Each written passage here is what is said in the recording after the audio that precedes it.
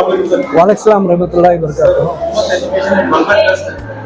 बुनियादी एक सोच थी कि इलाके और के इलाकों के बसने वाले नौजवानों को चाहे कुर्सी के साथ से स्किल डेवलपमेंट चाहिए कंफर्ट हो सर, इस मकसद के तहत आज में काम होता आ रहा है।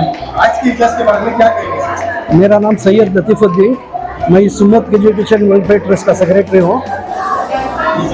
1996 में इसकी बुनियाद ऐसा पड़ी जब हमें एक वनकंडे इंस्पेक्टर थे, हमारे सर्कल इंस्पेक्टर, वो जब हमें वो कौन सा भी एक वेलफेयर काम करे तो हमें एक बात रखे थे हमारे पास, तुम्हारे छोटे छोटे बच्चे डिसकंटिन्यू हो को लोट राडन यानी कि आधी बीधी पढ़ी करना छोड़ डालना ऐसे करके उनके वास्ते तुम एक जद्दोजहद करना है। तब उम्मत एजुकेशन अलूकोबा वेलफेयर एसोसिएशन थी, उम्मत एजुकेशन एक मुहिम चला को 11 आदमी की कमेटी बनी। तो वक्फ बोर्ड से हमने टेलरिंग और कंप्यूटर मशीन यानी कि टाइपिंग मशीन लिए लेकर उसके बाद से प्रोग्राम हमें शुरू करे। सो अल्लाह के फजल से अब तक 10,000 बच्चे इसके अंदर कामयाब हो गए। इसमें 50% बच्चे हैं उनके रोजे माशरे और अल्लाह के फजल से अपने खास धंधे कर रही। तो इसी तरह से इसमें हम ना बीच में क्या होगा तो जब टाइपिंग मशीन का जमाना था तब कॉमर्स इंस्टीट्यूट खोलने देते नहीं कर को गवर्नमेंट से ऑर्डर था। तब के JSS के डायरेक्टर श्री चंदबसप्पा हमने आपको अहमियत अफजाई करे, मैं खोल को देते तुमने इंस्टीट्यूट तुम्हारे पास मिशना ही ना, हमें गवर्नमेंट से सर्टिफिकेट देती है। उस वक्त से हमें कम से कम एक 7-8 साल हमें टाइपिंग मशीन का भी टाइपिंग सिखाए। उसके बाद कंप्यूटर का ज़माना आ गया। तो इसी तरह से हमारे 1990 से हमारे साथ JSS के ताल्लुक थे। तब से माशाल्लाह कंप्यूटर, एम्ब्रॉयडरी, हैंड वर्किंग, जितना भी टेलरिंग, इसमें सब बच्चों को वहाँ से भी कोर्स आती और हमें भी कोर्स चला रही माशाल्लाह अब तक। और ये चीज में जो चलने को जा रही है। सर, हम उम्मीद करेंगे कि जैसे जिस तरह आपको काम मिल रहा है आने वाले दिनों में एडवांस कोर्सेज जो भी आएंगे इसी तरह करते रहेंगे इंशाल्लाह। जरूर जरूर जरूर जरूर जरूर अल्लाह ಸರ್, ಇವತ್ತು ಇವತ್ತು ಪ್ರೋಗ್ರಾಮ್ ನಡೀತಾ ಇತ್ತು. ಒಮ್ಮತ್ ಸೋಷಿಯಲ್ ಬಹಳ ವರ್ಷದಿಂದ ನಾವು ಹೇಳಿದ್ದೀರಾ, ಯಾವ ತರ ನಿಮ್ಗೆ ಫೀಲ್ ಆಗ್ತಾ ಇದೆ? ಇಲ್ಲಿ ಸ್ಟೂಡೆಂಟ್ಸ್ಗೆ ಗೈಡ್ ಮಾಡಿದ್ದೀರಾ?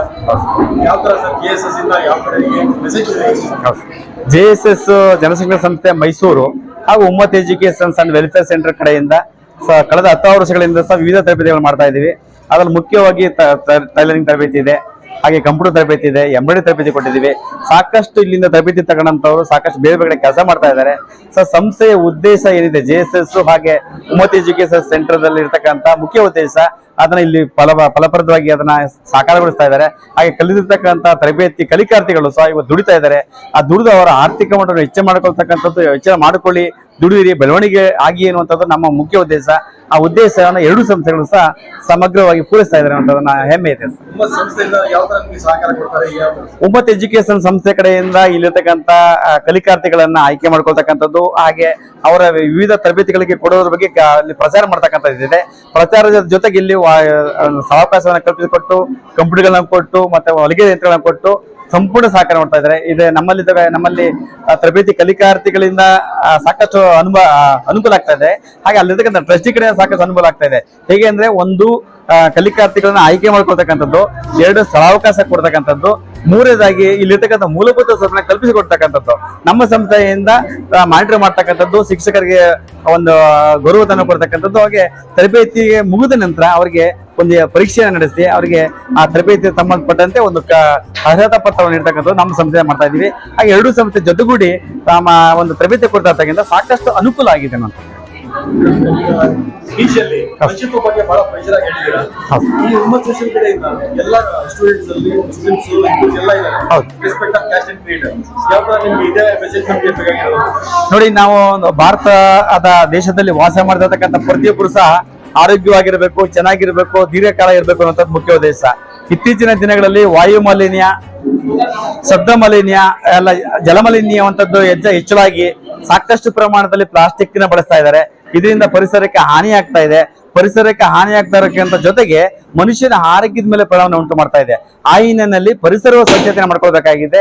ಆ ದೃಷ್ಟಿ ಇಟ್ಕೊಂಡು ನಮ್ಮ JSS ಜನಸಂಖ್ಯಾ ಸಂಸ್ಥೆ ಹಾಗೆ ಅವರ ಟ್ರಸ್ಟ್ ಜೊತೆಯಿಂದ ಹಾಗೆ ನಮ್ಮ ಉಮ್ಮತ್ ಎಜುಕೇಶನ್ ಸಂಸ್ಥೆಯನ್ನು ಸಹ ಇದಕ್ಕೆ ಜೊತೆಗೂಡಿದ್ರೆ ನಮ್ಮ ವಾತಾವರಣ ಶುದ್ಧ ಮಾಡ್ಕೊಳ್ಳೋಕೆ ಅನುಕೂಲ ಆಗುತ್ತೆ, ನಾವು ಪರಿಸರವನ್ನು ಶುದ್ಧ ಮಾಡ್ಕೊಳ್ತಕ್ಕಂಥದ್ದೇ ನಮ್ಮ ಆರೋಗ್ಯವನ್ನು ಉತ್ತಮ ಮಾಡಿಸ್ಕೊಳ್ಳೋಕೆ ಅನುಕೂಲ ಆಗುತ್ತೆ ಅನ್ನುವಂಥದ್ದು ನನ್ನ ಉದ್ದೇಶ.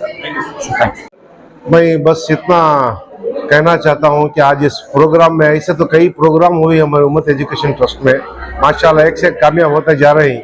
इसी तरह से आगे भी जैसे कि बशीर भाई ने कहा, इसी तरह से JSS और हमारी उम्मत एजुकेशन मिलकर हर प्रोग्राम आगे बढ़ाने की कोशिश करेंगे। इस दरमियान में एक वीडियो मेरे पास आया शिक्षण समिति को, वो जो है SLC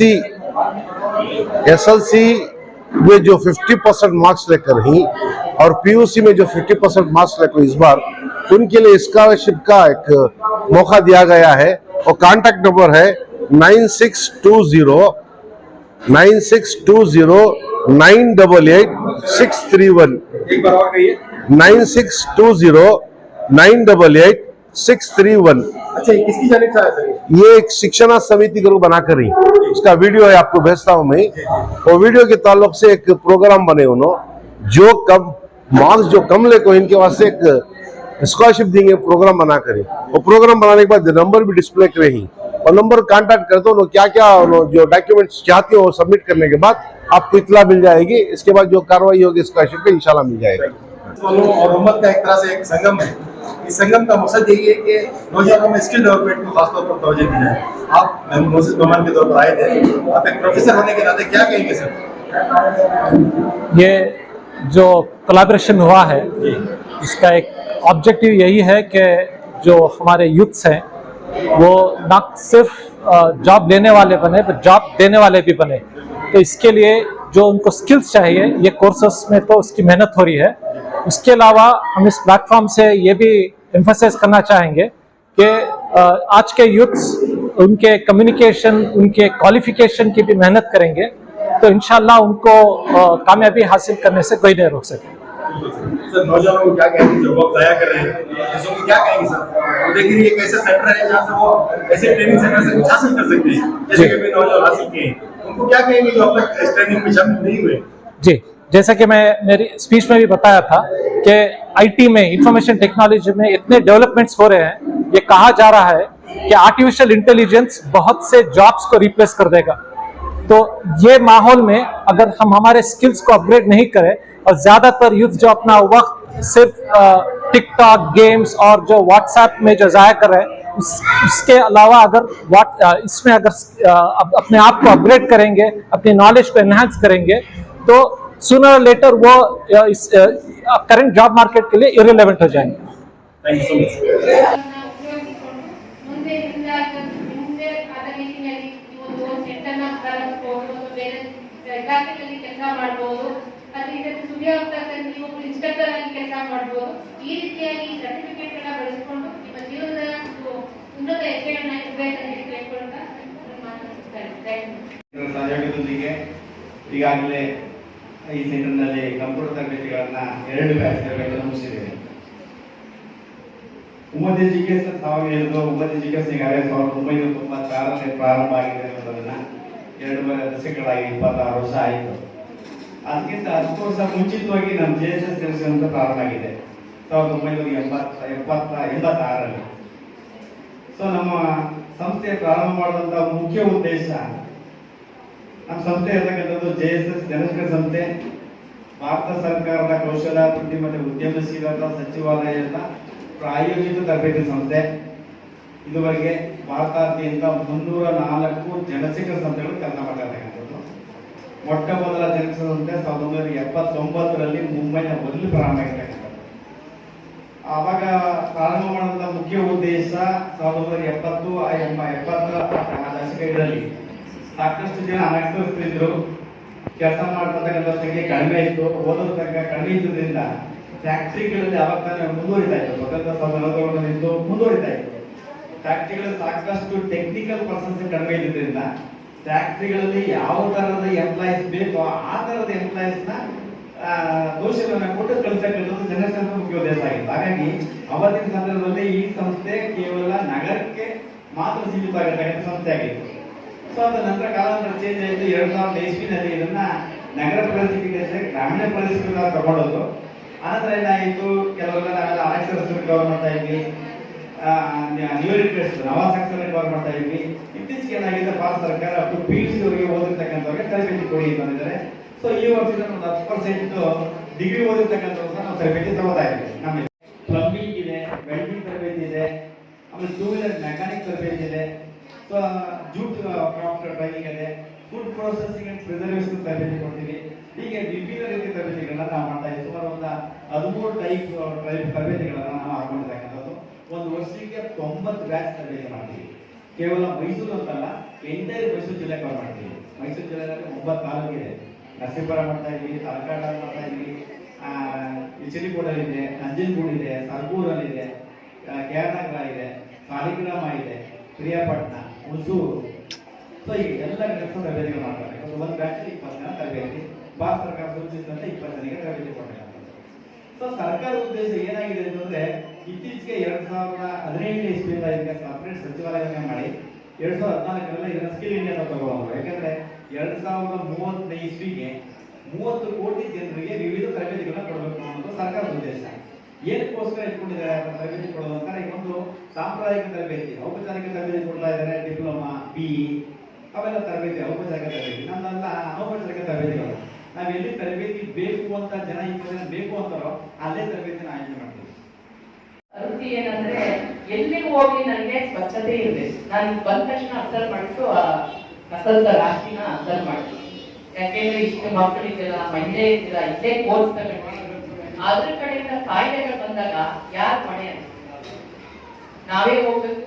ಒಂದು ಹಾಸ್ಪಿಟ್ಲಿಗೆ ಹೋದ ತಕ್ಷಣ ಎಕ್ಸ್ರೇ, ಸ್ಕ್ಯಾನಿಂಗು, ಔಷಧಿ, ಮಾತ್ರೆ, ಡಾಕ್ಟರ್ ಫೀಸು ಟೋಟಲ್ ಒಂದು 2,500-3,000 ಇಟ್ಕೊಂಡು ಹೋಗ್ಬೇಕು. ನನ್ನ ಟ್ಯಾಕ್ಸ್ ಬಗ್ಗೆ ನಾನು ಹೇಳ್ತಿದ್ರೆ ನೀವು ಯಾಕೆ ಕಸ ಬಿಡ್ತಿತ್ತು? ನೀವು ಇಷ್ಟು ಜನ ಮಹಿಳೆಯರು ಒಂದಾಗಿ ಹೇಳಿ ಹೋಗಿ, ಯಾರು ಈ ಕ್ಷೇತ್ರಕ್ಕೆ ಯಾರು ನಿಂತಿರ್ತಾರೋ, ದೊಡ್ಡಣ್ಣ ಅನ್ಕೊಂಡವ್ರು ಯಾರು ನಮ್ಮ ಕ್ಷೇತ್ರಕ್ಕೆ MLA ಅಂತ ಇರ್ತಾರೆ, ಅವ್ರಿಗೆ ಕೇಳಿ ಯಾಕೆ ನಾನು ಟ್ಯಾಕ್ಸ್ ಇಷ್ಟು ಕಟ್ತೀನಿ, ನಾನು ಟ್ಯಾಕ್ಸ್ ಈ ಸೌಲಭ್ಯ ಕೊಡ್ತೇನೆ ಅಲ್ವಾ? ಒಂದು ಕ್ವಶನ್, ಒಂದು ಪ್ರಶ್ನೆ ಮಾಡೋದ್ರಿಂದ ನಿಮ್ಮಲ್ಲಿ ಹಲವಾರು ಬದಲಾವಣೆಗಳು ಬರುತ್ತೆ. ಅದರಲ್ಲೂ ಮಹಿಳೆಯರು ಪ್ರಶ್ನೆ ಮಾಡಿದಾಗ ತುಂಬಾ ಅಷ್ಟೇ ವ್ಯಾಲ್ಯೂ. ಹಾಗಾಗಿ ನಾನು ಆ ಥರ ಮಹಿಳೆಯರಿಗೋಸ್ಕರವಾಗಿ ಈ ತರ ಹೇಳ್ತಿದ್ದೀನಿ ಅಷ್ಟೇ, ಅನ್ಯತಾ ತಿಳಿಬೇಡಿ. ಇದು ಯಾವುದು ತಪ್ಪು ಆದಂತ ಮಾತುಗಳಲ್ಲ ಇದು. ಯಾಕೆಂದ್ರೆ ನಮ್ಮ ಸೌಕರ್ಯಗಳು ನಮ್ಗೆ and Welfare Trust have started and formed on 5th of August 1996. Before registrations of trust, the site was purchased in the name of the trust in revenue land behind Quba Masjid, Udayagiri, Mysore. The site was bought from the Janab Rahmatullah Sahib. Measurement of the site is 30 and 40 for ₹20,000 only. The amount was collected from the trustees of our trust, whereas at the same time another site 13 to 40 beside to the above site was donated by Janab Sayyid Rahmatullah Sahib to our trust on his late father's name. On November 1996, foundation stone of the trust was laid for Technical and Educational Center by Honorable Minister for Work and Home, Government of Karnataka, Janab R. Roshan Beg Sahib. In March 1997, construction of building was started. By then, for the first time,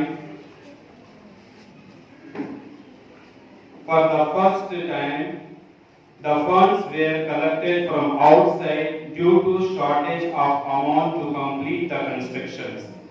After a long period of 6 months, a scheme was launched from our trust during January 1998, that is ₹100 per ticket. System to complete our building. Speaking different languages, live together in harmony, and I think this is the perfect example. I think last 1 hour, all of us were going through, I think, a lot of issues. Some of us were calling it as बहुत गर्मी हो रही है, वो बहुत शके कहता है वो. But the idea what I'm trying to say is, all of us have the same problems, and so I think the solutions also are going to be same. So the societal problems that we have, right? I think all of us have to address together, right? But anyway, this is not the right time for speeches.